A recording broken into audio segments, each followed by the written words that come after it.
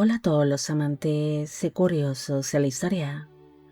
Bienvenidos a mi canal.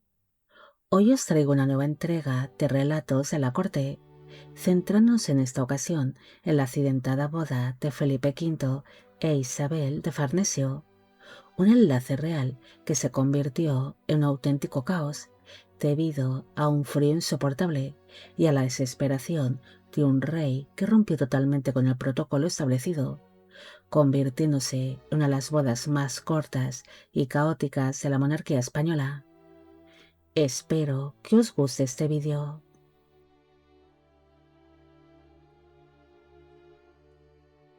La estricta etiqueta de la corte española dictaba que el rey debía esperar a su nueva esposa en el salón principal del palacio. Tenía que estar sentado bajo un palio de lujo, rodeado por todos sus nobles en un silencio absoluto. Sin embargo, en diciembre de 1714, los nervios y la impaciencia de Felipe V fueron más fuertes que las normas. El rey esperaba la llegada de Isabel de Farnesio al Palacio del Infantado, en Guadalajara. En cuanto el monarca escuchó el sonido de los cascos de los caballos y el alboroto en la entrada de dicho palacio, no pudo contenerse. Felipe V rompió por completo la rigidez del protocolo real. En lugar de quedarse en su trono, fue tan rápido como pudo hasta la entrada del edificio. Quería recibir personalmente a Isabel en el mismo momento en que bajara de su carruaje. El rey llegó al coche de caballos y la tomó del brazo para ayudarla a descender, antes de que las damas de compañía pudiesen presentarla de forma oficial. Este gesto sorprendió muchísimo a los cortesanos de la época, ya que no era habitual ver a un rey de España actuar con tanta prisa y naturalidad ante una desconocida que se iba a convertir en su esposa.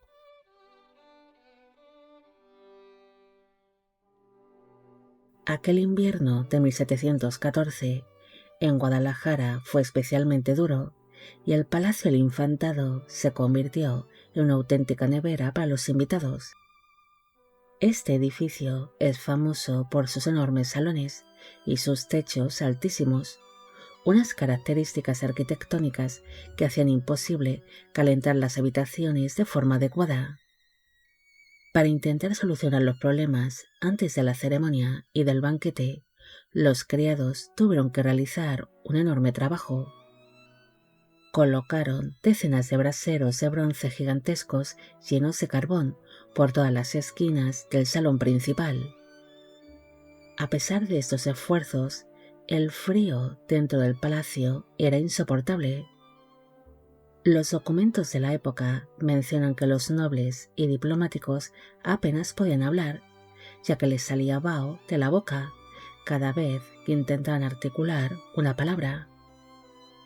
La situación era tan extrema que los propios novios tuvieron que tomar una decisión poco elegante para la realeza. Durante el banquete, Felipe V e Isabel de Farnesio cenaron con pesados mantos de terciopelo y gruesas pieles, puestos para evitar congelarse. La imagen de la boda real distaba mucho de la comodidad y el lujo que se esperaba de un evento de este nivel.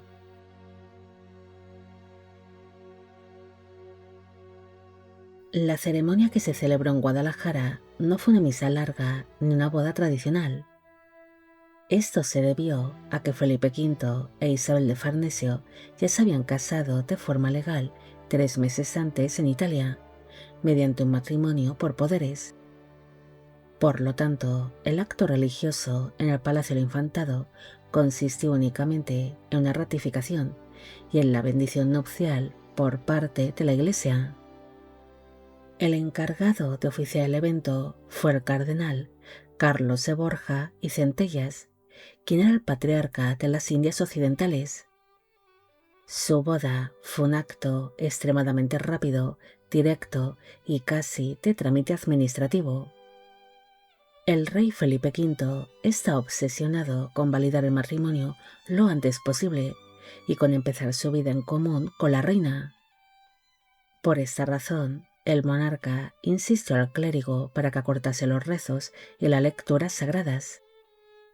En muy pocos minutos, los novios intercambiaron los anillos definitivos y las monedas de las arras nupciales. Nada más terminar la breve bendición, la pareja real abandonó la capilla y se dirigió de inmediato al salón del banquete, dejando a los asistentes asombrados con la increíble velocidad con la que se había desarrollado toda la ceremonia religiosa.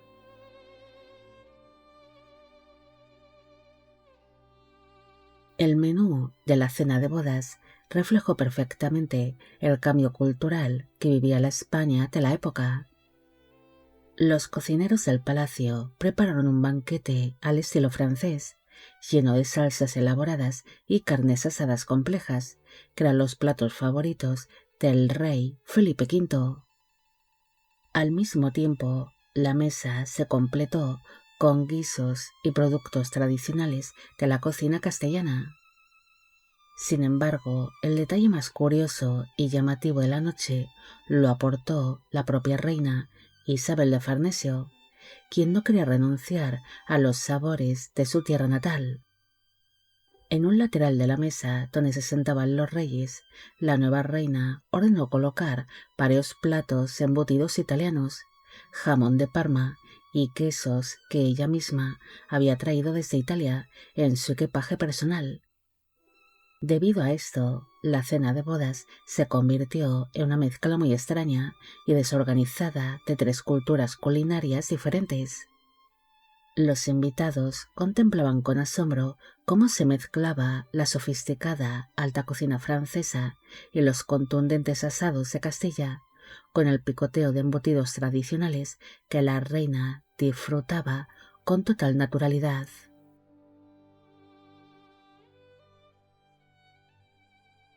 A pesar de la enorme cantidad de dinero que la corona había gastado en los preparativos de la cena, el banquete de bodas duró un suspiro.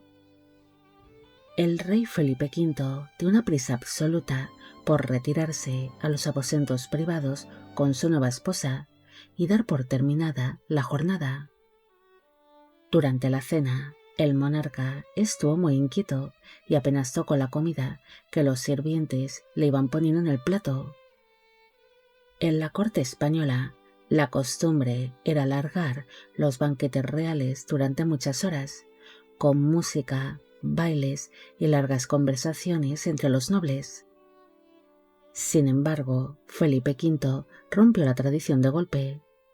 El rey ordenó retirar los platos principales del menú casi en el mismo momento en el que los camareros los estaban sirviendo en las mesas.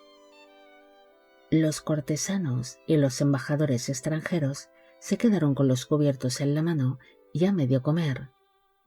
El monarca se levantó de la mesa de una manera abrupta, dando el banquete por terminado. Acto seguido, tomó de la mano a Isabel de Farnesio y la guió rápidamente hacia las habitaciones privadas, dejando a todo el salón sumido en el desconcierto. Bueno amigos, llegamos al final de este nuevo vídeo sobre relatos de la corte. Espero que os haya gustado. Como siempre, agradeceros todo el apoyo que recibe el canal. Mil gracias por ver los vídeos que voy realizando y quisiera agradeceros de corazón el que forméis parte de Biopic Channel. Si habéis llegado hasta aquí, me gustaría que dejarais en la cajita de comentarios la palabra caos, demostrando así que sois grandes seguidores del canal. También quisiera agradecer a María Celeste Pérez su gran apoyo al canal. Y con esto me despido. Hasta la próxima.